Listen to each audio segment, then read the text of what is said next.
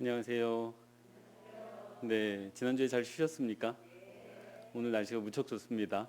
네, 아마 강의 마치고 좀 야유로 나가시면 어떠실까 싶습니다. 네, 그럼 기도하고 시작할까요? 네, 사랑의 하나님 고맙습니다. 저희에게 빛소성경대학 귀한 시간 허락하여 주시고 하나님의 말씀 안에 들어있는 여인들의 삶을 통해서 오늘 우리들의 삶을 다시 한번 조망해 보고자 하고 또 이해해 보고자 합니다. 하나님 은혜 주셔서 숱한 여러 일들을 겪어오신 우리 여성 성도들의 삶을 위로하여 주시고 우리들의 삶 가운데 담겨진 하나님의 뜻과 그 깊은 뜻을 발견하는 시간 되게 하여 주옵소서. 특별히 오늘 사랑에 대해서 이야기를 나눕니다. 여성의 사랑에 대해서 우리가 깨닫게 하시고 또 위로받게 하시고 또 받아들일 것은 받아들이는 귀한 시간 되게 하여 주옵소서. 함께 하시기를 원하오며 사랑 많으신 예수님의 이름으로 기도합니다. 아멘. 예, 오늘 두 번째 강의는 여성과 사랑에 대한 주제를 가지고 있습니다. 이제 가장 어떻게 보면 우리 여성분들에게 중요한 주제가 아닐까 하는 생각이 드는데요. 강의 시작하기에 앞서서 광고 말씀드립니다. 출석 기록해 주셔야 돼서 뒤에 현장에 오신 분들께서는 뒤에 이제 이름을 조금 기입해 주시면 감사하겠고, 온라인에 계신 분들께서는 두 가지 조건을 충족시켜 주셔야 됩니다.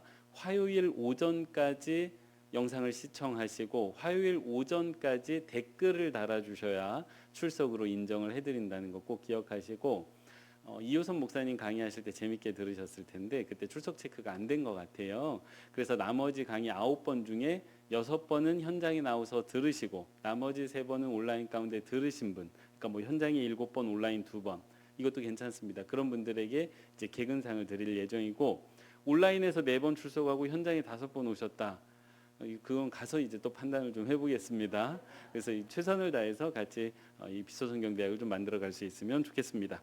자, 그럼 이제 두 번째 강의 여자의 인생 사랑이 뭐길래를 시작해 보도록 하겠습니다. 오늘 강의 내용입니다. 첫 번째는 여자에게 사랑이란 무엇인가에 거에 대해서 조금 먼저 생각을 해보고요. 왜 우리가 사랑에 대해서 이야기를 나눠야 되나라고 생각을 해보고 이제 사랑의 인생을 살았던 두 여인이 있습니다. 이 자매예요, 자매. 라헬과 레아입니다. 근데 누가 언니죠? 레아가 언니예요. 근데 레아를 첫 번째로 살피나요? 두 번째로 살피나요? 두 번째로 살피죠. 이유가 있어요. 사랑이라는 관점에서 보면 언니가 앞섭니까? 동생이 앞섭니까? 동생이 앞섰어요. 그래서 사랑이라는 관점으로 보면 우리가 먼저 라헬이라는 여인을 살피고 레아라는 여인을 살피게 됩니다. 그리고 이제 결론으로 사랑을 완성해 가는 길이 무엇인가를 생각해 보게 됩니다. 그래서 오늘 시간을 통해서 이거 뭐 사랑 별거 없구나 이런 결론이 아니라 어떻게 사랑을 완성해 갈 것인가를 좀 고민하는 시간이 되면 좋겠습니다. 자, 그럼 이제 첫 번째로 우리 여성분들에게, 여자에게 사랑이란 무엇인가를 좀 생각해 보려고 합니다. 이제 주제가 사랑이다 보니까 이 사랑이 굉장히 광의한 단어예요. 그러니까 의미가 굉장히 넓은 단어입니다. 그래서 우리는 사랑이라는 단어를 하나의 단어로 사용하지만 헬라어에서는 이걸 네 가지 단어로 구별해서 사용합니다. 사랑의 대상별로 다른데요. 남녀 간의 사랑이 다르고 친구 간에 하는 사랑이 다르고 부모 자녀 간에 하는 사랑이 다르고 절대적인 사랑, 신과의 사랑이 다릅니다. 그럼 오늘 우리가 다루는 사랑은 어떤 사랑일까요? 예, 지긋지긋한 사랑과 전쟁으로 대표되는 남녀 간의 사랑을 다룰 예정입니다. 자, 그럼 사랑을 생각하면 우리가 생각되는 처음 드는 감정이 있어요. 그게 뭐냐면 아름답다는 거예요. 사랑은 좋은 겁니까? 나쁜 겁니까? 좋은 거예요. 그래서 사랑에 대해서 이야기하는 문학작품, 드라마, 영화, 노래 다 사랑의 아름다움에 대해서 노래를 합니다. 그래서 우리가 사랑을 생각하면 설레기도 하고 행복하기도 하고 그리고 무엇보다도 사랑하는 사람과 충만했을 때는 이 사람만 있으면 되겠어요. 세상이 없어지더라도 이 사람만 있으면 되겠다. 뭐 이런 마음이 들죠. 실제로 며칠 전에 제 아내가 제 아이를 데리고 이제 놀이터에서 이렇게 놀고 있는데 초등학생 아이들이 와가지고 뭐 이런 얘기를 하더라는 거예요. 야, 내가 장례식, 그러니까 사람이 죽었을 때 하는 장례식 때 부르는 노래 하나 틀어줄게 하고 틀은 노래가 있답니다. 이게 이제 브루노 마스라고 아주 유명한 세계적인 가수인데 이 가수하고 레이디 가가라는 여자 가수가 부른 Die with a smile. 그러니까 죽을 때 웃으면서 죽겠다. 뭐 이런 노래가 있어요. 이게 내일 세상이 멸망하더라도 나는 오늘 당신과 웃겠다. 뭐 이런 가사의 내용이 이런 내용이 그 노래의 가사입니다. 그래서 이게 장례식 때 부르는 노래라는 거예요. 근데 장례식조차 무엇을 노래합니까? 사랑을 노래하잖아요. 내가 너하고 마지막에 웃으면서 죽겠다. 이제 이 정도로 사람의 인생에 있어서 사랑은 남녀노소를 불문하고 설레게 하고 충만하게 하고 소망케 하고 기대하게 하는 단어입니다. 특히 남녀 간의 사랑이 그렇죠. 근데 사랑을 다 해보셔서 알아요. 이놈의 사랑이라는 게 우리에게 충만함만을 채워줍니까? 아니면 고통도 가져다 줍니까? 고통도 가져다 줘요. 근데 생각해보면 그렇습니다. 사랑이 아름답기 때문에 좋은 거기 때문에 고통이 수반이 됩니다. 내가 사랑하는 사람이기 때문에 그 사람이 어때요? 불안해져요. 저 사람이 나를 떠나면 어떡하나. 저 사람을 사랑하기 때문에 저 사람에 대해서 기대를 가지죠. 그래서 실망을 합니다. 그래서 사랑이 왜 아픕니까? 그 사랑이 좋았기 때문이에요. 그 사람과 헤어지는 게 왜 어렵습니까? 그 사람이 좋았기 때문이에요. 그 사람과 사랑했던 게 아주 나에게 충만함을 가져다 주었기 때문에 그 상실감으로 우리가 사랑으로 인해서 고통을 받게 됩니다. 자, 사랑에 대해서 양면이 있죠. 좋은 면과 고통스러운 면이 있어요. 근데 이 두 가지 면만 있느냐? 그렇지 않습니다. 세 번째 면이 있어요. 성숙해 하는 면이 있습니다. 사랑에는 사람을 성장하게 하고 성숙하게 하는 면이 있습니다. 여러분 다 경험하고 계세요. 게리 체프먼이라는 유명한 기독교 상담가가 사랑의 5가지 언어라는 책을 쓰면서 이런 이야기를 했어요. 사랑은 두 단계로 나누어진다. 첫 번째, 감정적인 사랑의 단계가 있고 그 이후에 인내하고 노력하는 단계의 사랑이 있다. 그러니까 우리가 막 도파민이 분비가 돼가지고 저 사람 생각만 해도 좋아. 막 그렇게 사랑에 푹 빠졌다라고 말하는 시기가 누구에게나 있다는 거예요. 근데 그 시기를 생물학적으로 대략적으로 3년으로 봅니다. 이 3년이 지나면 이 남녀의 호르몬이 변하기 시작한다는 거예요. 그래서 더 이상 그런 감정에 빠질 수 없다는 거예요. 그래서 그런 감정을 계속해서 추구하면 무슨 일이 벌어지느냐? 이 사람에서 저 사람으로, 저 사람에서 또 저놈으로 이렇게 계속 갈아타는 일이 발생을 해요. 왜냐하면 이건 사람을 바꿔야만 분비되는 호르몬이거든요. 그래서 이렇게 해서는 진정한 사랑이 이룰 수가 없고, 이 사랑에 충만하게 빠져가지고 이렇게 이렇게 눈에 뭐가 씌어가지고 결혼까지 하고 나면 눈이 떠졌는데 이제 그때부터 진짜 사랑의 시간이라는 거예요. 나하고 너무나도 다른 그 사람을 받아들이는 인내의 과정.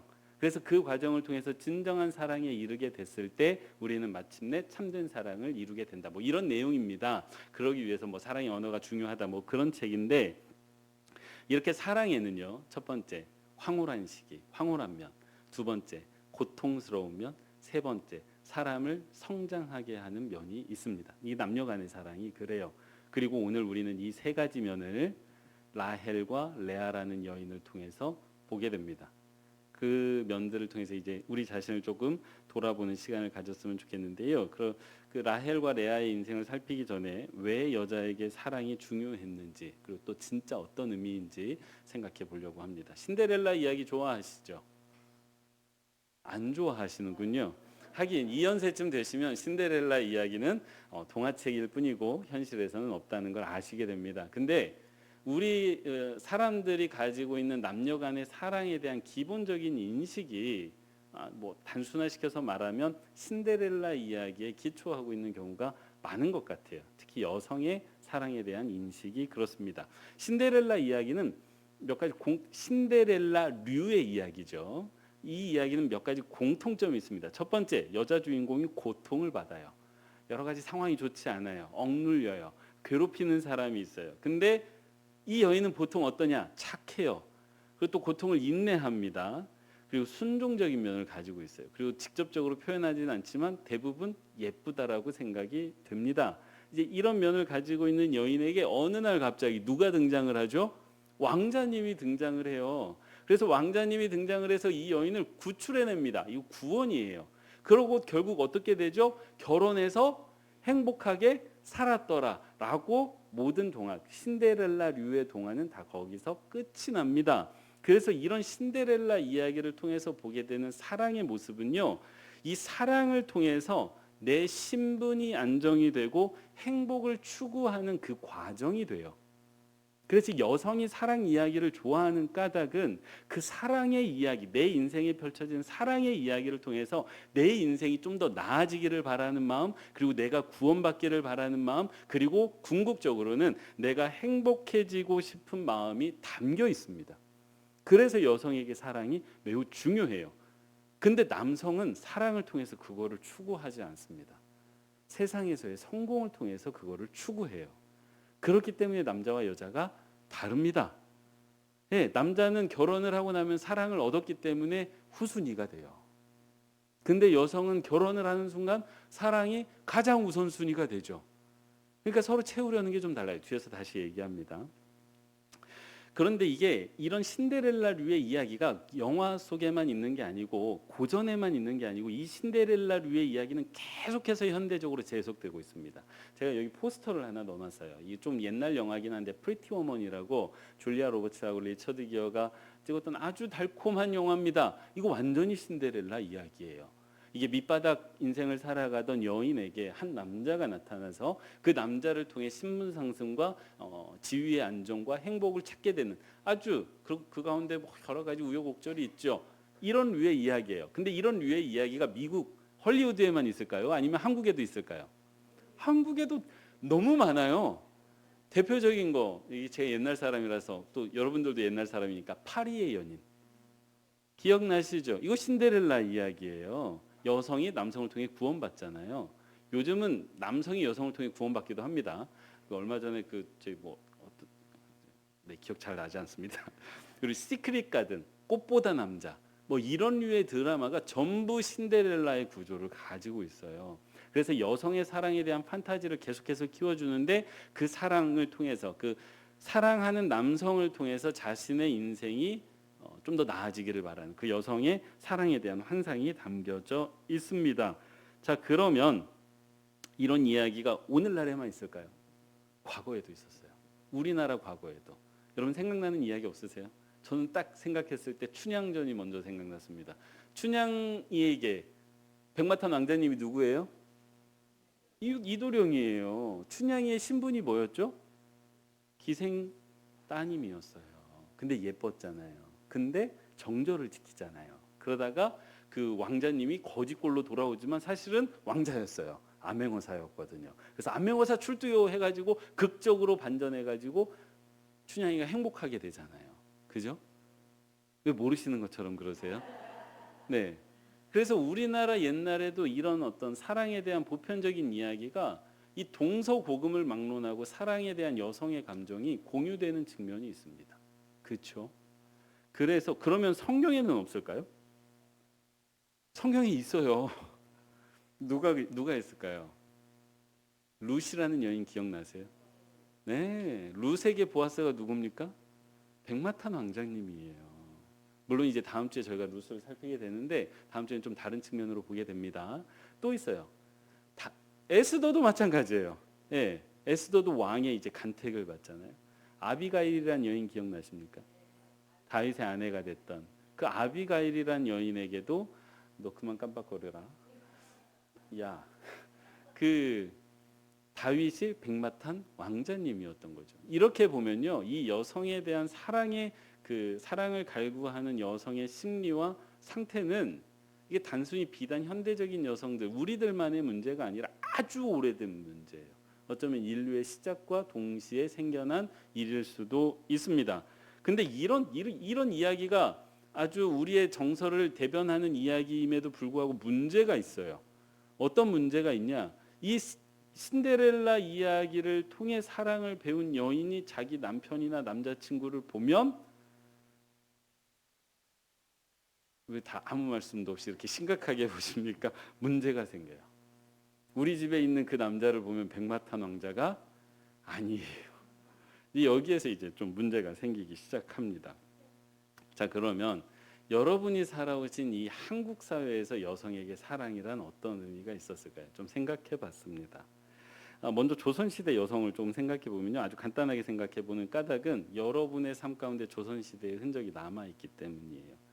이게 사랑을 위해서 도덕적 충성을 강요받던 시대가 조선시대입니다. 이 대표적인 게 춘향이에요. 춘향이. 그러니까 조선시대 여성은 자발적으로 사랑을 결정할 권한이 없었습니다. 그냥 부모님들이 맺어주면 가서 살았어요.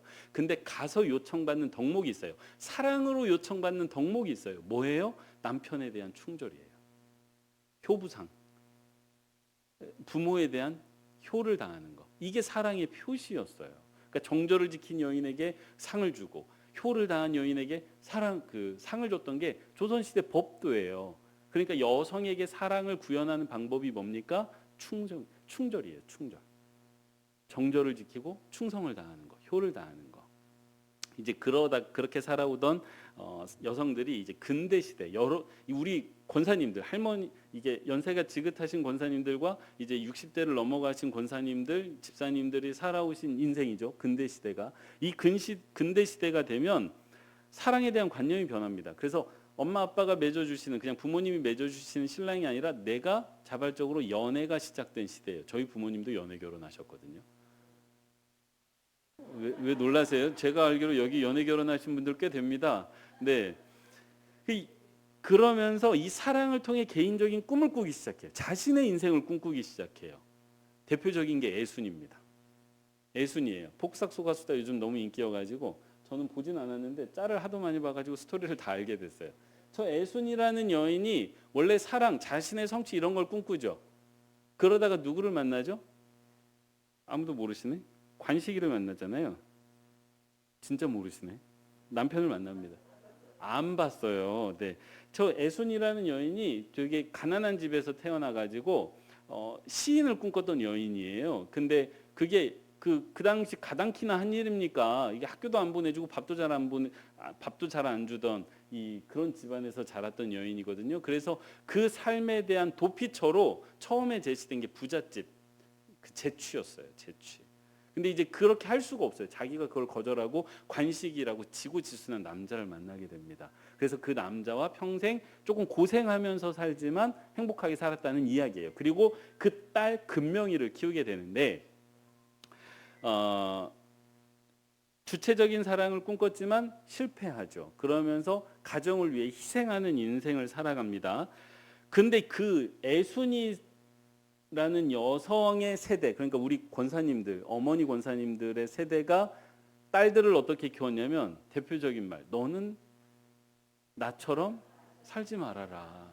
드라마를 보면 애순이가 금명이를 그렇게 키워요. 그래서 금명이에게 첫 번째 남자가 나타납니다. 근데 그 첫 번째 남자는 아주 부잣집 아들이었어요. 그러니까 전형적인 신데렐라 스토리죠. 근데 거절해요. 왜냐하면 전통적인 가정 구조로 들어오라고 하거든요. 너는 일도 못해. 며느리는 무조건 죽어 지내야 돼. 아주 하대를 합니다. 그러니까 너는 나처럼 살지 말아라 라는 교육을 받고 자란 금명이 세대는요. 그 남자를 거절해요. 찾아온 왕자님을 거절합니다. 주체적으로 거절해요. 그러고 더 이상 가정을 위해 희생하기보다는 자신의 인생을 개척해 나가는 여성으로 그려지고 그 가운데 두 번째 왕자님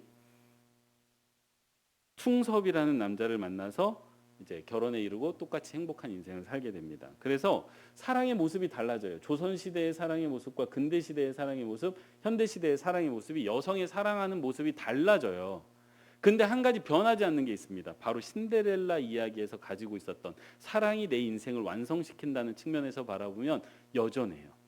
춘향이에게 이도령이, 그리고 애순이에게 관식이, 그리고 금명이에게 충섭이라는 남자가 그 인생을 완성시킨다는 측면, 즉 사랑하는 사람과 함께함으로 말미암아 내 인생이 완성된다는 측면에 있어서는 변함이 없어요. 살아가는 방식의 차이가 있을 뿐입니다. 그래서 조선시대는 정절과 효도, 그리고 근대 시대에는 가정을 위한 희생, 그리고 현대 시대로 넘어오면 양성평등과 자아실현이라는 사랑의 모습은 달라질지언정 사랑을 통해 내 인생을 완성한다는 측면에 있어서는 변함이 없어요. 그래서 여성에게 사랑은 목숨과도 같은 것 같습니다. 그렇게 정리가 되더라고요. 제가 이 강의를 준비하면서. 이래서 이렇게 중요하겠구나. 그래서 사랑받지 못하는 여자는 아무리 물질적으로 넉넉하더라도 불행할 수밖에 없는 거구나 라는 생각이 들었습니다. 자, 그럼 성경에서는 여성의 사랑에 대해서 뭐라고 말하고 있을까요? 에베소서 5장 33절 말씀인데 함께 읽도록 하겠습니다. 시작.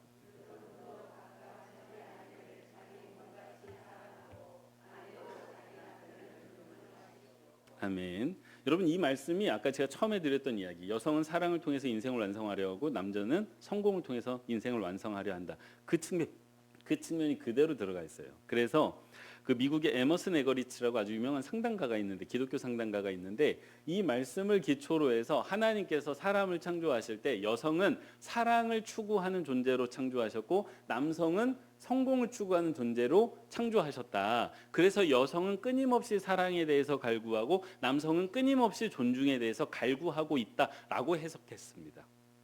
이렇게 보면 신데렐라 이야기는 그냥 여성의 그냥 사랑에 대한 판타지, 그런 이야기로 치부할 수가 없어요. 이 말씀의 기초에서 보면 여성이 가지고 있는 사랑에 대한 기본 욕구는 하나님의 창조 질서에 부합하는 측면이 분명히 있습니다. 그래서 여러분이 왜 그렇게 사랑에 대해서 갈구하나, 여자가 왜 그렇게 사랑에 대해서 갈구하나, 하나님께서 그렇게 창조해 놓으셨기 때문이에요. 이게 여러분의 잘못이 아닙니다. 제가 중등부 사역할 때 애들에게 많이 했던 얘기가 있어요. 요즘 부모님하고 사이 안 좋지? 부모님이 뭐라고 하면 화나지? 그럼 막 나도 모르게 문을 쾅 닫지? 그거 누구 탓 같대? 그럼 다 애들이 죄책감을 가지고 있어. 야, 그거 니들 탓 아니야. 그거 누구 탓인 줄 알아? 부모님 탓? 아니야. 그거 누구 탓인 줄 알아? 하나님 탓이야. 왠 줄 알아? 하나님이 사람이 10대 시절에 감정적으로 그렇게 만들어 놓으셨어. 그래서 그렇게 부딪힐 수밖에 없어. 그러니까 탓하려면 누구를 탓해야 된다? 하나님을 탓해야 된다. 여성이 왜 그렇게 사랑에 목숨 걸면서 사나? 누구를 탓해야 돼요? 하나님을 탓해야 돼요. 마음이 좀 가벼워지십니까? 네. 그래서 이제 이렇게 여성의 사랑에 대해서 여성이 가진 사랑의 욕구에 대해서 제가 조금 생각을 해봤는데, 자, 그러면 이제 이 사랑을 했던 여인들 라헬과 레아의 인생을 살펴보겠습니다. 여러분 좀 마음 아플 수 있어요. 제가 보면서 조금 마음이 아팠어요. 준비하면서. 자, 먼저 라헬입니다. 운명적으로 사랑했던 여인이에요. 그러니까 이거 진짜 드라마로 만들어도 좋을 여인의 스토리입니다. 라헬은 이제 전형적인 신데렐라 스토리라고 말할 수는 없어요. 왜냐하면 야곱이 백마탄 왕자님이 아니었어요. 라헬이 야곱을 만났을 때 야곱은 아무것도 없는 가난한 정도를 넘어서 쫓겨나 떠돌아다니는, 속된 말로 하면 아무것도 없는, 네, 더 말하지 않겠습니다. 네, 근데 그 라헬이 야곱을 만나서 이제 사랑을 하게 됩니다. 자, 근데 이제 우리 이야기 오늘 강의의 끝에 가서 할 이야기 때문에 이게 참 중요한데요. 라헬을 만나기 전에 야곱의 상황이 참 중요합니다. 먼저 창세기 28장 24절인데 함께 읽도록 하겠습니다.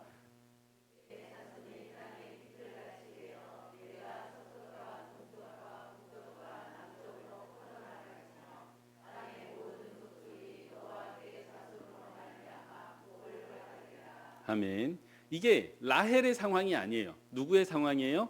미래의 남편이 될 야곱의 상황입니다. 근데 이 야곱의 상황을 살펴야 라헬의 인생을 이해할 수 있는 부분이 있어요. 이게 슬픈 일인데요.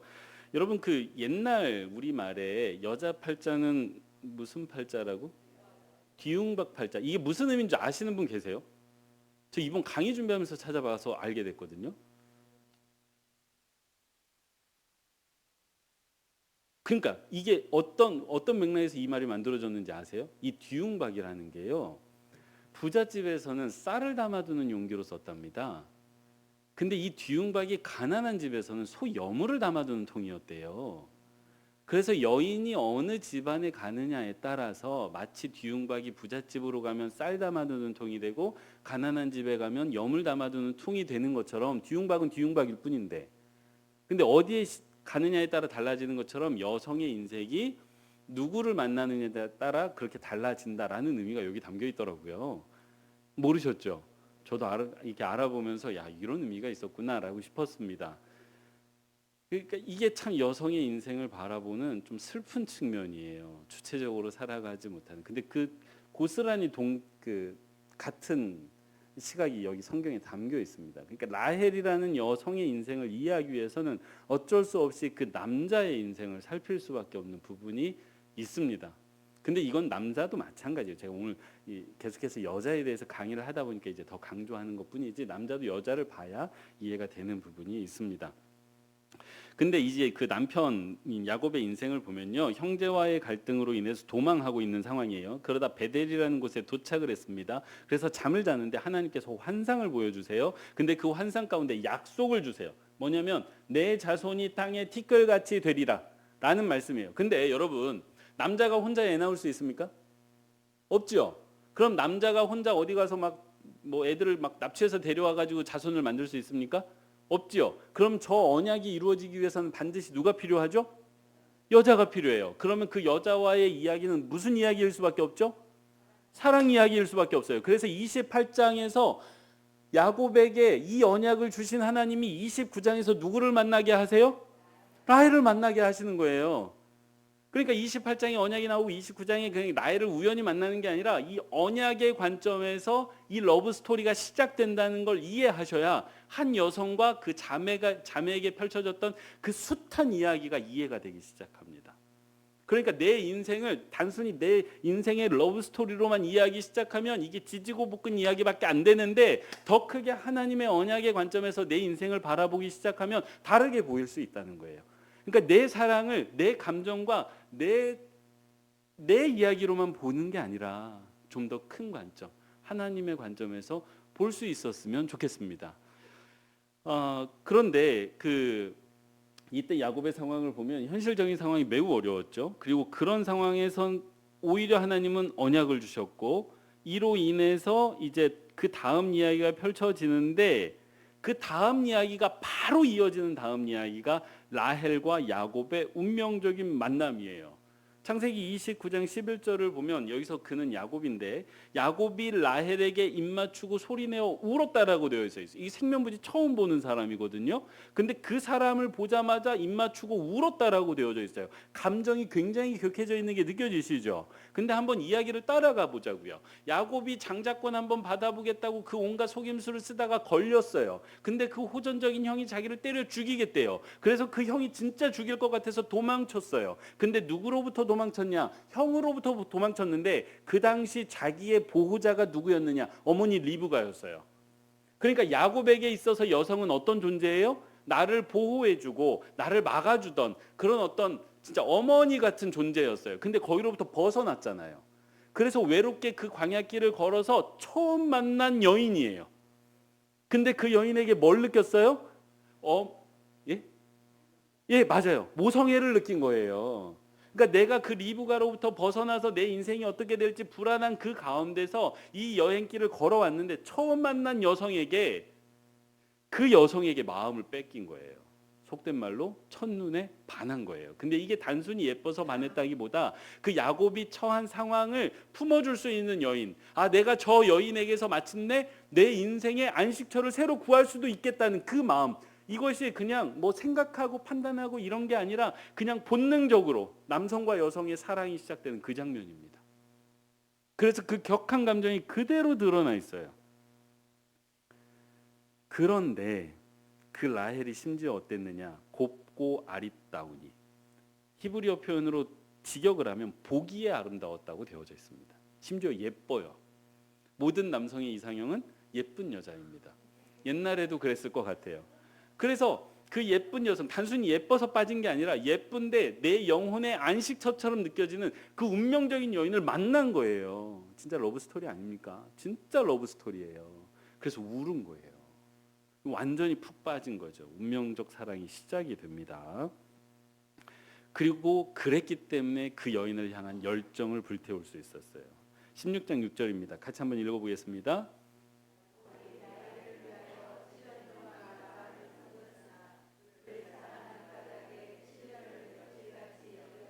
아멘. 네, 구절은 좀 틀렸습니다. 이거 29장 말씀인데 그래서 이제 같이 살게 됐습니다. 외삼촌 라반과 이제 같이 생활을 하게 됐고 외삼촌을 위해서 일을 하게 되니까 라반이 물어요. 그럼 너에게 삭스를 어떻게 줄까? 일한 대가를 어떻게 쳐줄까? 했더니 이제 야곱이 그 기회를 타고 뭐라고 말하느냐? 제가 지금 아무런 미천이 없는 정말 어떻게 보면 거렁뱅이 같은 존재이지만 당신의 딸을 사랑합니다. 그리고 당신의 딸을 내가 얻기 위해서 앞으로 7년 동안 당신을 위해 일하겠습니다. 라는 제안을 던진 거예요. 이에 대해서 라반이 그 제안을 받습니다. 그 당시 이제 이렇게 친인척 간에 결혼하는 게 일반적이었기 때문에, 그리고 친인척끼리 결혼하면 얻는 유익이 있어요. 재산을 지킬 수가 있습니다. 다른 가정하고 일하면 재산이 분할되잖아요. 근데 친인척끼리 결혼하면 재산을 분할시키지 않아도 되는 재산을 지키는 효과가 있었습니다. 그래서 이제 허락을 하게 되죠. 그렇게 해서 사랑하는 여인과 결혼하기 위해서 야곱이 7년 동안 열심히 일합니다. 이게 7년이 짧은 세월입니까? 이 굉장히 긴 시간이에요. 근데 무일푼으로 일하는 거거든요. 무료 봉사하는 거거든요. 근데 그걸 어떻게 여겼다고요? 7년을 며칠같이 수일같이 여겼더라. 이게 남자가 사랑에 빠지면 이렇게 됩니다. 예, 이게 한심하죠. 예, 계산적으로 생각하면 좀 한심한 모습이에요. 게리 체프먼은 그 열정적인 사랑이 3년밖에 안 간다고 그랬는데 야곱은 최소 몇 년을 갔어요? 7년을 갔어요. 이게 운명적인 첫사랑이거든요. 그래서 그 7년을 기쁨으로 섬깁니다. 그날을 얼마나 기다렸을까요? 근데 그 7년 동안 라헬과 야곱이 아무것도 안 했을까요? 네, 사랑했겠죠. 서로에 대한 사랑을 키워가지 않았겠습니까? 자, 오늘 저희가 살피는 건 야곱이 아니에요. 여기에서부터 이제 라헬로 본격적으로 들어갑니다. 라헬이 7년을 어떻게 기다렸을까요? 야곱에게 라헬은 운명적인 첫사랑이었어요. 근데 라헬에게 야곱은 못 믿어올 사람이잖아요. 첫눈에 빠질 만한 사랑이, 이게 처음에 거렁뱅이처럼 왔는데 그렇지 아니, 왜 본인들은 뭐 사랑에 빠지실 수 있는 것처럼 이렇게 바라보십니까? 아마 7년을 지켜봤을 거예요. 그러면서 한결같은 나를 향한 저 남자의 태도를 보면서 마음을 열었을 겁니다. 그러면서 알콩달콩 연애도 해왔겠지요. 이 폭삭소가 수다를 안 보신 분이 많아가지고 좀 그런데 애순이라는 여자의 마음을 얻은 관식이가 그랬어요. 한결같은 태도로 그 애순이를 지키려고 막 애걸복걸을 합니다. 이 관식이라는 남자가 생긴 것도 잘생겼는데 그러니까 애순이가 결국 그 관식이에게 가게 되거든요. 비슷한 과정이 있지 않았을까 싶습니다. 그래서 라헬도 이 7년의 시간을 연애의 시간으로 보내게 돼요. 행복했을까요? 안 행복했을까요? 행복하죠. 왜 저희 연애할 때 밤새서 통화해도 행복하고 다 해보셨잖아요. 네. 그때는 뭐 이렇게 서로 바라만 봐도 좋고 생각만 해도 좋고 근데 결혼해 보면 알죠. 그때가 제일 좋은 때였구나. 네. 근데 이제 단순히 그런 차원이 아닙니다. 그러다가 이제 결혼식을 하게 됐어요. 7년이 지나서 결혼을 하게 되는데 악몽이 되어버리는 결혼식입니다. 같이 한번 읽어보겠습니다. 시작.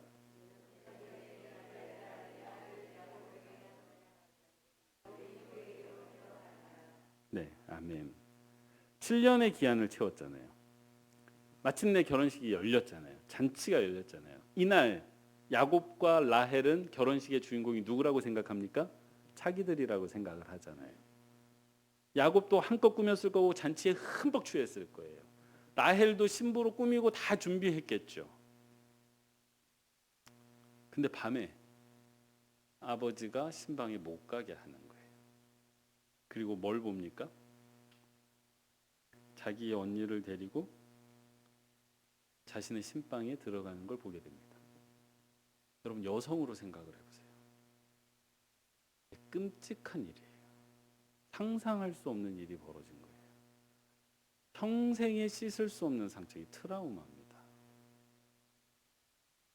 자매의 관계가 도저히 회복할 수 없는 나락으로 떨어지는 순간이에요.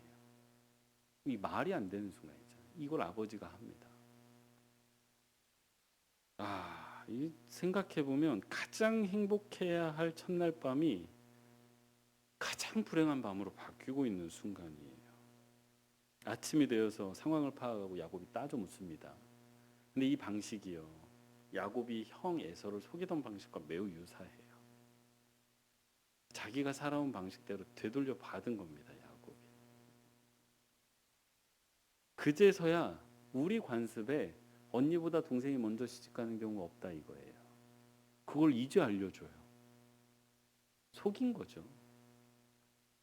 그리고 하나를 더 말합니다. 일주일 후에 동생도 데려가라. 대신 7년을 더 일해라. 이거는 뭐 거의 노동 착취죠. 네. 노동청에 신고하면 바로 붙잡혀갈 지금 상황입니다. 모두에게 악몽이 되었습니다. 레아에 대한 이야기는 뒤에서 살펴볼게요. 자, 이 상황에서 일주일 뒤에 신방을 다시 차리게 됩니다.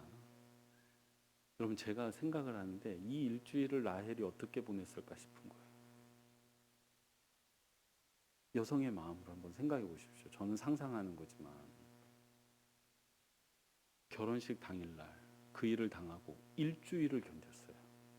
그리고 맞이한 첫날 밤 행복했을까요? 너무 분노에 차 있을 것 같아요. 네. 그래요? 아니 이게 드라마로 만들면 그렇게 심각한 지금 상황입니다. 네. 그래서 이날 이후로 자매들이 경쟁하기 시작합니다. 30장 31절을 보면 여호와께서 레아가 사랑받지 못함을 보시고 그의 태를 여셨으나 라헬은 자녀가 없었더라. 이전에 라헬과 레아의 관계가 어떠했는지 알 수는 없습니다. 하지만 결혼식 이후로 두 자매의 관계는 완전히 파탄났을 가능성이 매우 큽니다. 남편의 사랑을 두고 경쟁을 벌여요. 자매가. 오늘날에는 상상할 수 없는 일입니다. 그리고 그 두 사람의 경쟁은 출산 경쟁으로 이어집니다. 근데 그 당시에 자녀 출산은 단순한 출산이 아니죠. 지지난주에 저희가 사라를 통해서 살펴봤던 것처럼 출산은 그 여인의 신분과 관계가 되어져 있습니다. 그리고 뒤에 이제 살피겠지만 이 출산은 하나님과의 영적인 관계도 연결이 되어져 있어요. 그 당시 고대에는. 그래서 누가 먼저 출산하느냐가 이 집안에서의 주도권을 누가 가져가느냐는 아주 중요한 문제였습니다. 사랑받는 라헬의 입장에서는 당연히 누가 먼저 임신할 거라고 생각했을까요? 자기가 할 거라고 생각했죠. 그리고 이 결혼식의 정당함은 누구에게 있어요? 나에게 있잖아요. 그러니까 하나님께서 나에게 먼저 태의 문을 열어주시겠지라는 기대를 가졌을 거예요. 근데 웬걸요? 자기에게는 임신이 되지 않는데 언니에게는 임신이 바로바로 되는 거예요. 4명의 자녀를 연달아 출산합니다. 레아가. 그거를 지켜보는 라헬이 어떠했을까요? 얼마나 초조했을까 싶습니다. 이런 라헬의 심리가 그의 여종 빌하를 통해서 이제 아들을 낳았을 때 그 아들의 이름을 납달리라고 짓거든요. 뒤에서 다시 한번 살펴볼 텐데 경쟁에서 이겼다예요. 그러니까 라헬에게 그 언니와 같이 생활하는 그 가정은 어느 장소예요? 경쟁하는 장소예요. 그렇게 살고 있었어요. 그런데 이게 이 언니가 연달아 4명을 낳아버리네. 그러니까 이제 극한의 괴로움을 겪게 됩니다. 30장 1절에서 2절 말씀인데 같이 한번 읽어보겠습니다. 시작.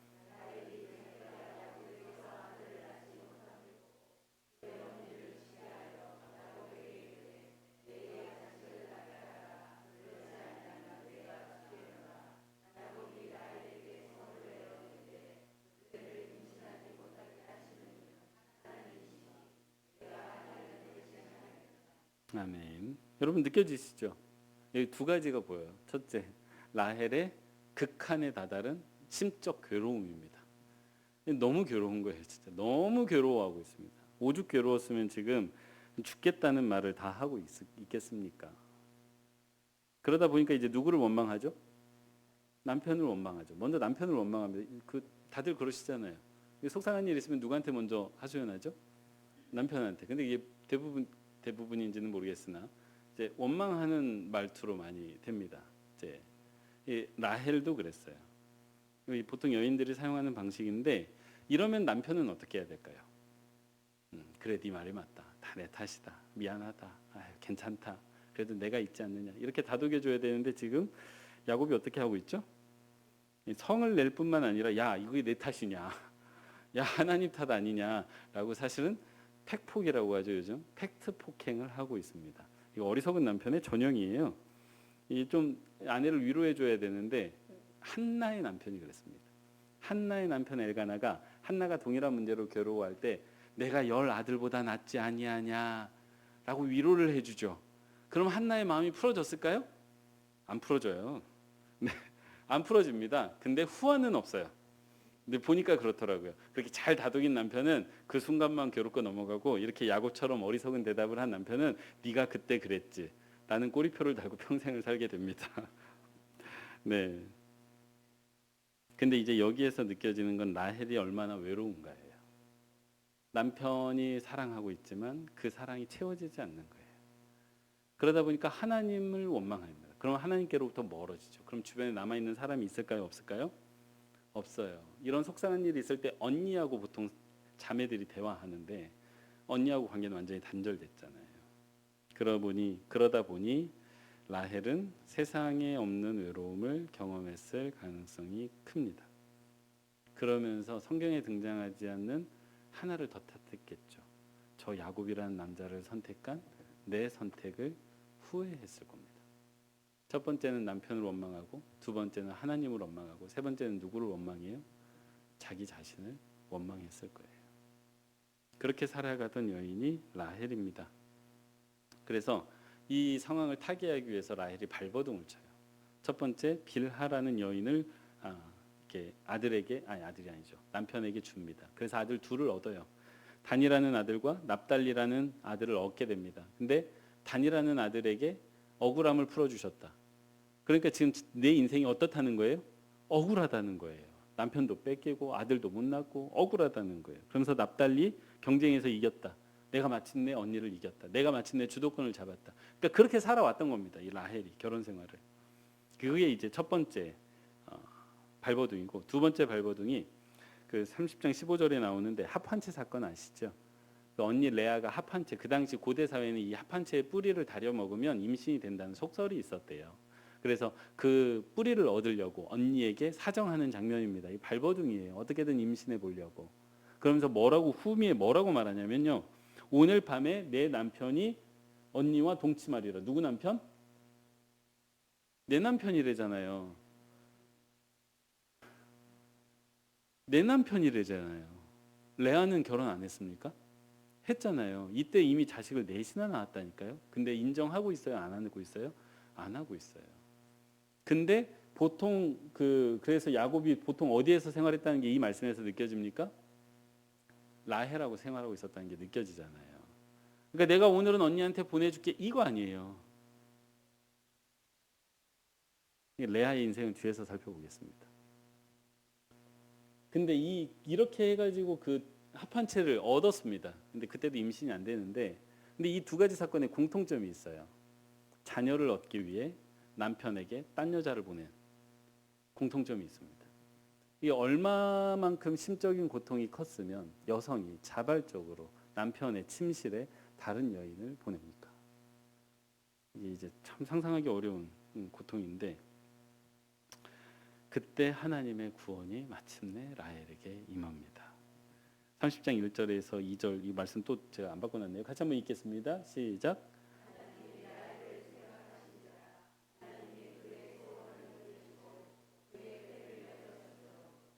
아멘. 그러니까 합한채를 통해서 임신한 사람은 성경을 보면 라헬이 아니고 오히려 레아예요. 레아가 임신을 합니다. 그렇게 낳은 아들이 가시예요.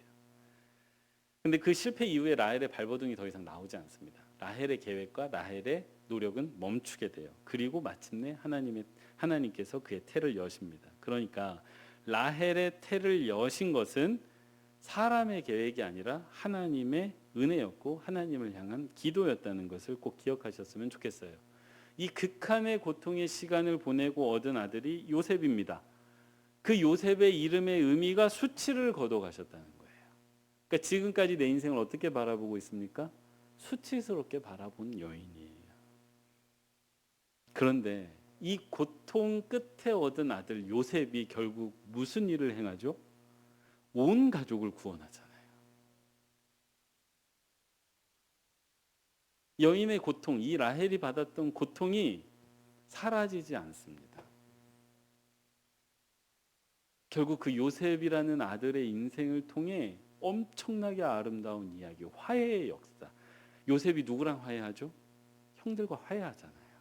싸우지만 그 어머니의 인생과 좀 닮은 부분이 있습니다. 근데 어머니는 끝끝내 어머니도 이제 라헬과 레아와 조금 이제 화해하는 장면이 뒤에 나오긴 하는데, 결국 그 요셉이라는 아들의 인생을 통해 라헬이라는 여인의 사랑이 완성되는 측면이 있어요. 이건 가장 뒤에 가서 또 살펴보도록 하겠습니다. 그리고 이어지는 라헬의 기도가 하나 있습니다. 이게 뭐냐면 다른 아들을 더 하시기를 원하노라. 사랑이 채워집니까? 안 채워집니까? 안 채워져요. 사랑 하나 받으면 하나 더 달라는 게 사랑의 속성입니다. 그러니까 우리가 가진 사랑의 속성에 대해서 좀 이해하셔야 돼요. 왜 남편이 또는 내 아들이 자꾸 나를 채워주지 못할까? 이거는 그 사람이 부족하다라고 생각하기 이전에 우리가 가지고 있는 이 사랑의 속성 자체가 만족할 수 없는 속성이기 때문이에요. 더 달라는 거죠. 하나 주면 하나 더 달라는 거예요. 이제 그런 속성이 우리 안에 있는 사랑이 가지고 있다는 것을 좀 기억하시면 좋겠습니다. 하나님 구원 이후에 연합한 자매에 대한 이야기는 그냥 넘어갈게요. 근데 이 라헬과 야곱의 사랑 이야기가 끝내 해피엔딩으로 끝나지를 못합니다. 하나만 아들을 더 달라는 그의 기도를 하나님이 들어주세요. 그래서 아들을 임신했는데 그 아들을 난상 끝에 낳았습니다. 근데 사망하게 되죠. 35장 18절에 나오는데 같이 한번 읽어볼까요? 시작.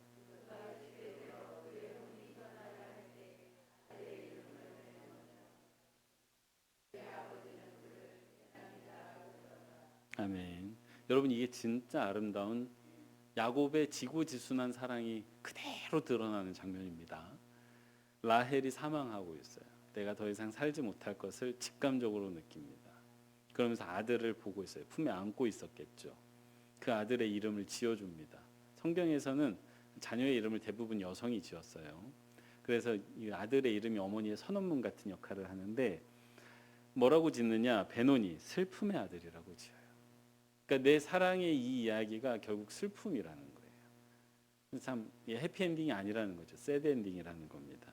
그런데 그렇게 사랑하는 아내를 떠나보낸 아버지 야곱이 이름을 바꿉니다. 베냐민으로 바꿔요. 오른손의 아들. 그러니까 오른손이 여기서 누굽니까? 라헬이에요. 내 인생에 있어서 가장 중요한 사람이었다는 거예요. 그의 아들이라는 거예요. 야곱은 여전히 누구를 사랑하고 있어요? 라헬을 사랑하고 있어요. 어느 때처럼? 처음 만난 그때처럼. 숱한 갈등과 괴로움이 있었지만 야곱은 여전히 라헬을 있는 모습 그대로 처음 만난 그때처럼 사랑하고 있습니다. 자기를 숱하게 괴롭혔지만. 이래서 라헬이 괴로운 인생을 살았지만 행복한 여인이었을 수도 있겠다는 생각이 들었습니다. 그래도 남편의 사랑 하나는 정말 잘 받고 살았던 여인이겠구나라는 생각을 하게 됩니다. 그리고 여기서 야곱의 사랑이 끝나는 게 아니고요. 계속됩니다. 요셉과 베냐민을 통해 계속돼요. 요셉이 색동옷을 입잖아요. 이게 누구 아들이기 때문이에요? 다른 이유 하나 없어요. 라헬의 첫 번째 아들이기 때문이에요. 근데 요셉이 죽은 줄 알고 이제 남은 아들 베냐민 하나 데리고 살고 있는데 베냐민을 데려오라고 시키잖아요. 요셉이 애굽에서 거짓말로. 그때 야곱의 반응 기억하십니까? 하나 남은 아들이라고 말해요. 무슨 소리? 야곱이 지금 10명이나 아들이 더 있는데 하나 남은 아들이라고 말한다니까요. 그러니까 야곱의 심정적으로 진짜 내 아들은 누구하고 누구밖에 없어요? 요셉하고 베냐민밖에 없는 거예요. 참 이래서 이 야곱이 숱하게 이런 아버지 못된 아버지다 지금까지도 욕 먹잖아요. 근데 사랑이라는 측면에서 보면 얼마만큼 이 야곱이 라헬을 정말 운명적으로 사랑했던 여인입니다. 그렇게 해서 라헬의 사랑은 라헬의 인생에서 완성되지는 못하지만 그 이후에 펼쳐지는 가장 뒤에서 살펴보겠지만 하나님의 언약 안에서 그리고 사랑하는 남편과 자녀를 통해서 그의 사랑은 완성되어져 갑니다.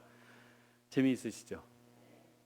자, 이제 두 번째 여인. 그래서 라헬을 좀 살펴보면 운명적으로 사랑했던 여인 라헬, 운명적이었지만 낭만적이지는 않았습니다. 많은 고통과 아픔, 시련을 겪었던 사랑이고요. 그러면서도 사랑을 포기하지 않았지만 사랑을 완성하지는 못했습니다. 사랑이 이거를 통해서 저희가 좀 생각해봤으면 좋겠는 게 과연 사랑이 내 인생을 완성하는 게 맞나? 사랑은 고통을 수반할 수밖에 없다는 걸 좀 생각해봤으면 좋겠고 내 사랑이 잘못되어서 고통받는다고 생각하지 마시라는 거예요. 야곱과 라헬의 사랑은 너무나도 정말 훌륭한 러브 스토리이지만 그 안에 고통이 있습니다. 사랑이 그래요. 사랑으로 만족할 수 없고 사랑으로는 끝내 목마를 수밖에 없습니다. 하지만 사랑은 언약을 통해서 완성된다는 걸 이제 뒤에 가서 다시 살필 거고요. 여인의 사랑, 우리의 사랑을 완성하는 것도 그래서 하나님 안에서 된다는 것을 이제 가장 뒤에서 다시 한번 살피도록 하겠습니다. 자, 이제 그러면 두 번째 여인 레아를 향해서 넘어갑니다. 자, 여러분 보십시오. 뒤에 누굴까요? 뒤에는 라헬과 야곱이에요. 근데 그 앞에 누굽니까? 레아예요. 제가 이거 챗GPT한테 그림 좀 이렇게 그려달라고 했더니 이렇게 훌륭하게 그려줬어요.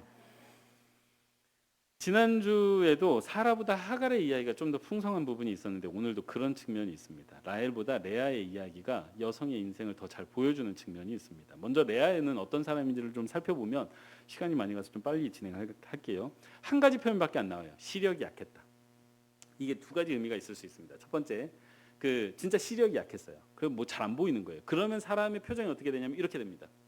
이렇게 돼요. 이렇게 되고 자꾸 조심스럽게 돼요. 그러면 표정 자체가 어떻게 되죠? 예쁘지 않게 돼요. 핵심은 예쁘지 않다는 거예요. 그러니까 얼굴이 예쁘지 않아서 예쁘지 않다는 표현을 시력이 약했다라고 할 수도 있고 시력이 약하다 보니까 얼굴이 더 예쁘지 않게 됐을 수도 있습니다. 근데 한 가지 분명한 것은 뭐냐면 이 레아가 시력이 약했다는 표현과 함께 등장한 표현이 라헬은 보기에 아름다웠다예요. 그러니까 이 자매를 놓고 봤을 때 한 명은 예쁜데 한 명은 예쁘지 않다. 딱 이거예요. 그래서 라헬은 인기가 있었지만 레아는 인기가 없었다. 이겁니다. 그러다 보니까 아주 예쁜 여동생을 둔 언니들이 살아가는 게 약간 위축됩니다. 요즘에도 그러죠. 요즘에도 그래요. 예쁜 언니 두신 분 아실 거예요. 또 예쁜 동생으로 예쁜 동생 두신 분은 알 거고 예쁜 동생으로 살아간 사람은 언니 마음을 잘 모를 수 있는데 동생이 너무 예쁘면요 언니가 좀 주눅들게 되어져 있습니다. 그런 인생을 살았던 게 레아예요. 근데 이거를 어떻게 알 수 있냐면요 7년 동안 야곱이 라헬을 데려가기 위해서 일을 했잖아요. 라헬은 그 야곱을 기다리고 있었잖아요. 그럼 그 7년의 기간 동안 레아가 시집을 갔어야 돼요. 근데 레아를 데려간 사람이 있어요, 없어요?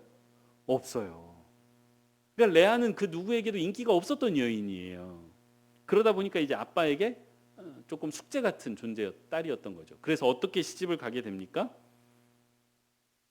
가장 슬픈 결혼식이죠. 저녁에 그의 딸 레아를 야곱에게로 데려가면, 이거 동생의 결혼식이에요. 하지만 내 결혼식이에요. 근데 누구에게도 말을 못해요.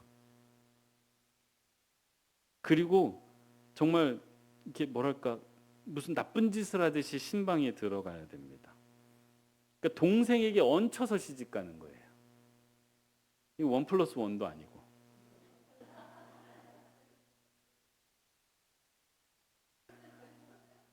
이럴 때 당황스러운 거 아세요? 웃기려고 한 말이 아닌데 웃으시면, 저는 웃기려고 하면 안 웃으시고 웃기려고 한 말은 아닌데 웃으시면 난 참 개그 코드가 어렵다라는 생각을 하게 됩니다. 근데 이게 동생에게 얹혀서 시집을 가게 됐는데 주인공이 아닌 주인공이에요. 환영받지 못하는 주인공이에요. 말할 수 없는 주인공이에요. 남편은 모른 채 지나가는 첫날 밤이에요. 아침에 일어나서 본 모습이 뭡니까? 화들짝 놀라는 남편의 모습과 침대를 뛰쳐나가는 남자의 모습이에요. 눈물이 흐르겠죠. 이 마음이 저리다 못해 진짜 찢어지는 마음이겠죠. 근데 소리조차 못 냅니다. 라헬은 막 분노해서 소리 질렀겠죠. 레아는요, 뒤에서 소리조차 못 내요. 그럴 자격이 없으니까. 그래서 레아라는 여성의 인생은 수치와 굴욕, 비참으로 대표되는 결혼식입니다. 아무도 행복하지 않았던 결혼식이에요. 라헬은 억울했지만 레아는 비참했습니다. 이런 아버지가 다 있나 싶습니다. 진짜. 이 진짜 라반이 진짜 못된 사람이에요. 그런데 이렇게 한 결혼인데요, 여성의 본능이 살아 있습니다. 사랑받고 싶어 했어요. 그게 어디에 드러나 있냐? 29장 32절에 나오는데 같이 읽어보겠습니다.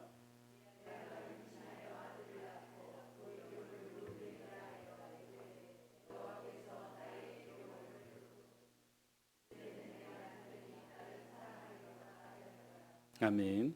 이 르우벤 임신하기 직전에 무슨 말이 나오냐? 레아가 사랑받지 못하는 것을 보시고 태를 열어주셨다, 이렇게 말해요, 하나님께서. 그러니까 레아가 사랑을 받고 싶었어요? 안 받고 싶었어요? 받고 싶었어요. 그래서 르우벤 낳고 하는 말이 뭐예요? 남편이 이제는 내가 첫째 아들을 낳아 주었으니까 이제 남편이 나를 사랑해 줄 거라는 기대를 지금 표현하고 있잖아요. 근데 이게 레아의 첫 번째 목소리입니다. 그러니까 지금 펼쳐왔던 수많은 이야기들 가운데 레아의 직접적인 목소리가 처음 등장해요. 언제 등장을 해요? 아이를 출산하고 등장해요. 그러니까 지금까지는 속된 말로 이런 방구, 찍소리도 못하고 있었던 거예요. 아무 소리도 못했던 거예요. 아무 권리 주장도 못했던 거예요. 그냥 뒤에서 그냥 눈치만 보고 이렇게 살고 있었던 거예요. 그러다가 출산을 하게 되니까 마침내 이 가정에서 자신의 지위와 가치가 생긴 겁니다. 그래서 첫 번째 말을 하는 거예요. 나도 좀 사랑해 달라는 거예요. 참. 한 번도 당당하게 요구하지 못했던 사랑을 바라기 시작합니다. 근데 이 르우벤에서 저희가 좀 봐야 되는 게 있어요. 그게 뭐냐면 이 르우벤이라는 아들 이름에 담겨진 레아의 신앙입니다. 르우벤이라는 그 아들의 이름은 르우라는 단어와 벤이라는 단어가 합쳐진 단어예요. 르우는 보라고 벤은 아들이에요. 그래서 직접적인 의미는 뭐냐면 보라, 아들이다. 와, 아들이다. 뭐 이런 의미예요. 왜냐면 이 집안의 첫 번째 아들이잖아요. 와, 아들이다. 뭐 이런 거예요. 저만 신났군요. 네, 근데 이거는 이제 자신의 인생이 펼쳐진 기적 같은 은총을 강조하면서도 또 한 가지, 레아의 입장에서 보면 내가 먼저 라헬보다 아들을 낳았다는 심리적 자신감이 들어가 있습니다. 그지요? 그리고 또 한 가지 더 중요한 게 있어요. 하나님께서 내 고통을 보셨다. 그러니까 르우가 무슨 의미라고요? 보다라는 의미라고요. 근데 이게 내가 아들을 보는 것도 있지만 그 앞에 그 고백을 보면 하나님께서 내 고통을 보셨다라고 되어 있어요. 그러니까 이 르우벤이라는 단어 안에 레아의 신앙 고백이 들어가 있어요. 하나님이 내 고통을 보시고 아들을 보여주셨다. 이 의미가 담겨져 있습니다. 근데 이렇게만 보면 뭐 당연하지 그렇게 생각하실 수 있는데요. 여러분 이 당시에 하나님께서 이스라엘 민족에게 모두 나타나신 게 아니잖아요. 그 당시 여호와 하나님을 섬기던 사람들은 아브라함과 이삭과 리브가와 야곱 그리고 뭐 기껏 해봤자 에서 이 정도로 한정되어집니다. 그러니까 이 레아가 하나님을 원래 알았어요? 몰랐어요? 몰랐어요. 그러면 누구를 통해서 배웠을까요? 야곱을 통해서 배운 거예요. 야곱을 통해서 하나님을 전파받고 그 하나님에 대해서 배워서 그 고통의 시간을 남편도 봐주지 않고 동생과의 관계도 깨지고 이 집안에서 내 자리도 없고 그러니 누구를 찾은 거예요? 하나님을 찾기 시작한 거예요. 그러다 하나님과 인격적인 만남을 르우벤을 출산하면서 갖게 된 거예요. 알게 된 거예요. 아, 하나님 살아계시는구나. 아, 하나님이 나와 함께 하시는구나. 지금까지 남편도 나를 제대로 봐주지 않고 그 누구도 나를 봐주지 않지만 누구처럼 하갈처럼 그 누구도 나를 존중해주지 않았던 그 여인의 인생, 하갈의 여인의 인생을 하나님이 처음으로 여인의 인생으로 봐줬던 것처럼 동일한 경험을 지금 레아가 하고 있는 겁니다. 하나님이 내 인생을 보고 계시는구나. 그래서 그 신앙 고백을 레아 그 르우벤이라는 아들 이름에 담았어요. 그래서 레아에게 있었던 그 고통과 비참함이 레아의 은혜의 통로가 됩니다. 이게 역설이에요. 그리고 이제 연속해서 아들을 낳게 됩니다. 둘째 아들 시몬, 셋째 아들 레위를 담게 되는데 둘째 아들을 낳고 한 고백이 뭐냐면 내가 사랑받지 못함을 하나님이 들으셨다예요.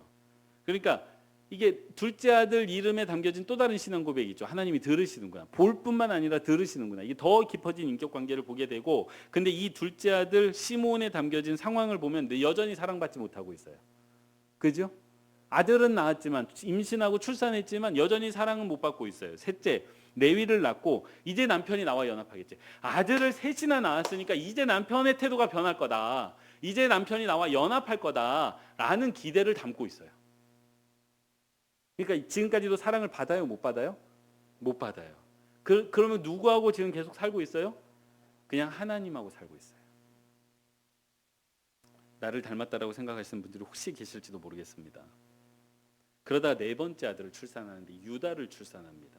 같이 한번 읽어보겠습니다. 시작.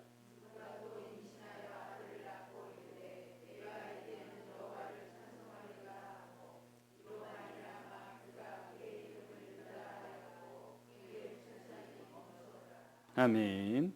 여러분 당시 출산은요 영적인 활동으로 이해됩니다. 그러니까 내가 출산을 하면 하나님께 복을 받았지만 내가 출산하지 못하면 하나님께 복을 받지 못했다라고 인식했어요. 그러니까 출산은 직접적으로 하나님과의 관계, 영적인 관계로 연결이 됩니다. 그리고 그 당시 자녀들의 이름은 성경에 나오는 모든 자녀들의 이름은 어머니가 지어요. 그래서 그 어머니가 아들의 이름을 어떻게 짓는지를 보면 그 어머니의 영적인 상태를 알게 되고 그 어머니가 자신의 감정과 상태를 표출할 수 있는 유일한 통로도 자녀의 이름이에요. 그러니까 여성이 자신의 감정을 드러낼 수 있는 유일한 통로가 자녀의 이름이었던 거예요.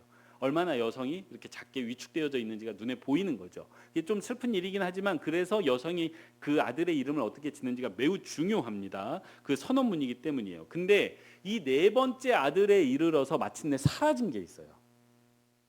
신세 한탄이 사라졌습니다. 남편의 사랑을 갈구하는 모습이 사라졌어요. 그리고 순수하게 하나님을 찬양하기 시작합니다. 이때부터 레아에게 바뀐 게 있는데 하나님께서 내게 베풀어 주시지 않은 것, 남편의 사랑이죠. 그것을 찾지 않고 나에게 베풀어 주신 것에 집중하기 시작합니다. 나의 결핍에 집중하지 않고 내가 부족한 것에 집중하지 않고 내가 가진 것에 집중하기 시작해요. 그러면서 여성의 인생이 완성되기 시작합니다. 그러니까 여성의 인생은 끊임없이 채워지지 않는 사랑을 향해 가서는 라헬의 인생이 돼요. 물론 그것도 아름다운 인생이에요. 그 자녀를 통해서 완성되기 가기 때문에. 하지만 그거보다는 우리 인생은 어쩌면 레아를 더 닮지 않았나라는 생각이 듭니다. 그래서 이제 그때부터 남편의 사랑이 아니라 하나님의 사랑이 자신의 실존의 중심이 됩니다. 그리고 이렇게 낳은 아들 유다, 마침내 남편의 사랑을 갈구하지 않고 하나님 안에서 자신의 실존을 찾은 상태에서 낳은 아들 유다를 통해서 누가 태어납니까? 그러니까 유다를 통해서 다윗도 태어나고 그리스도도 태어나고, 그리고 이 레아를 통해서, 유다가 아닌데 레아를 통해서 모세, 레위잖아요. 레위 아들이잖아요. 레위의 후손이잖아요. 그러니까 모세, 다윗, 그리스도 중요한 인물들 다 태어납니다. 가장 마지막 줄, 제가 밑줄 그어놓은 줄 한번 같이 읽어볼까요? 시작. 네. 덜 사랑받았던 아내가 더 쓰임 받았습니다.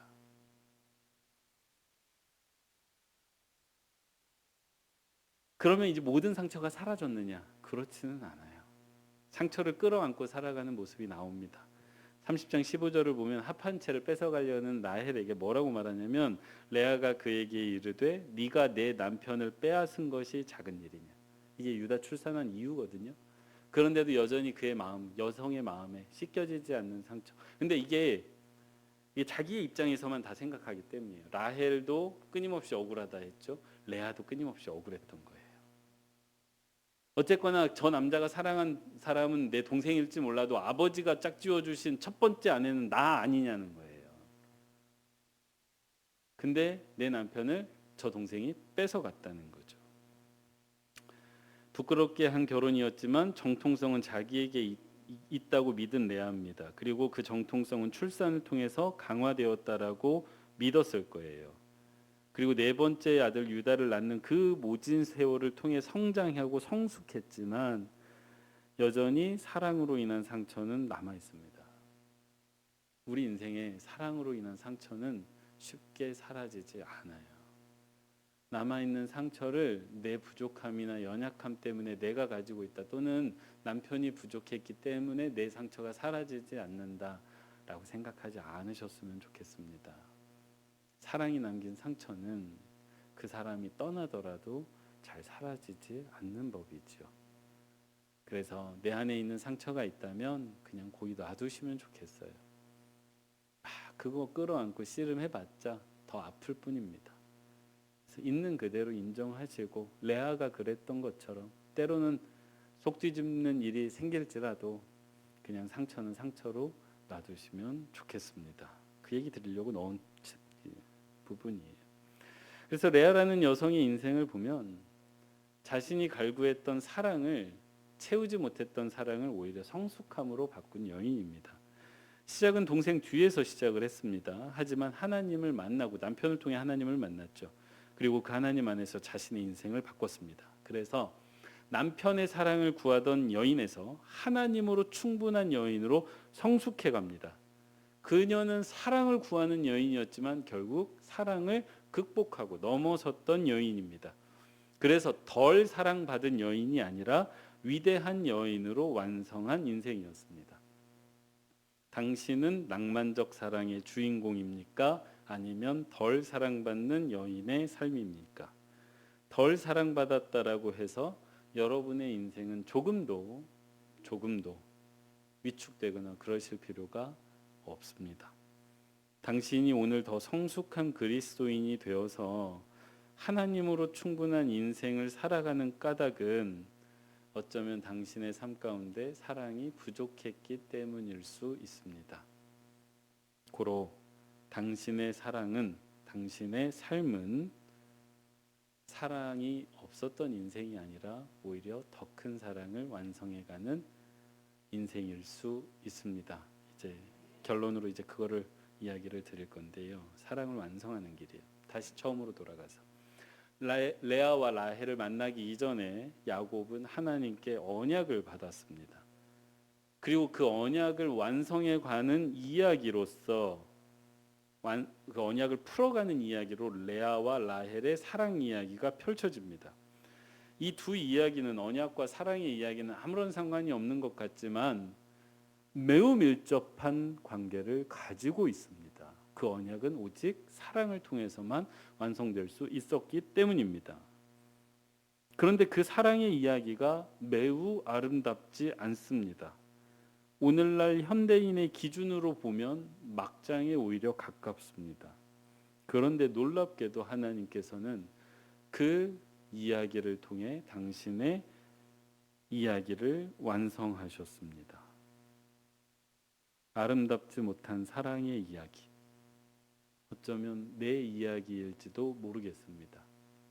내 인생에 있는 사랑일지도 모르겠습니다. 그런데 그 사랑의 이야기가, 별로 아름답지 못한 내 사랑 이야기가 하나님의 언약을 완성해가는 이야기라는 것이 라헬과 레아가 그 모든 인생을 통해 오늘날 여성들에게 전하는 이야기 아니겠습니까? 그러니 부디 하나님 안에서 사랑의 삶을 계속 걸어가십시오. 내 사랑의 아픔도 있었고 슬픔도 있었고 고통도 있었고 지금도 계속되고 있을지라도 여러분의 사랑을 통해서 하나님께서 하나님 당신의 언약과 이야기를 완성하고 계십니다. 그래서 여러분 모두의 사랑 이야기는 참 귀하고 아름답습니다. 네, 이상입니다. 네, 혹시 질문 있으실까요? 없더라고요. 감사합니다. 기도하고 마무리하겠습니다. 사랑의 하나님 고맙습니다. 오늘 라헬과 레아의 인생을 통해 오늘 우리의 삶을 또 우리의 사랑을 돌아보았습니다. 라헬이 그러했던 것처럼 레아가 그러했던 것처럼 우리 안의 사랑은 우리의 인생을 완성시키기 위한 참 소중한 사랑이지만 그로 인해 고통과 아픔이 따를 수밖에 없음을 보게 됩니다. 하나님, 우리의 삶 가운데 있는 아픔과 고통도 살펴주시고 또 들어주셔서 레아와 라헬이 결국 하나님을 통해 사랑을 완성해 갔던 것처럼 오늘 우리도 우리의 삶 가운데 있는 사랑을 통해 그저 내 사랑을 채우는 게 아니라 더 큰 하나님의 이야기를 완성해 가는 것임을 깨달아 오늘 하루 더 사랑하는 인생 되게 하여 주옵소서. 한 분 한 분을 축복합니다. 한 가정 한 가정을 축복합니다. 사랑 많으신 예수님의 이름으로 기도합니다. 아멘. 고맙습니다. 다음 주에 뵙겠습니다.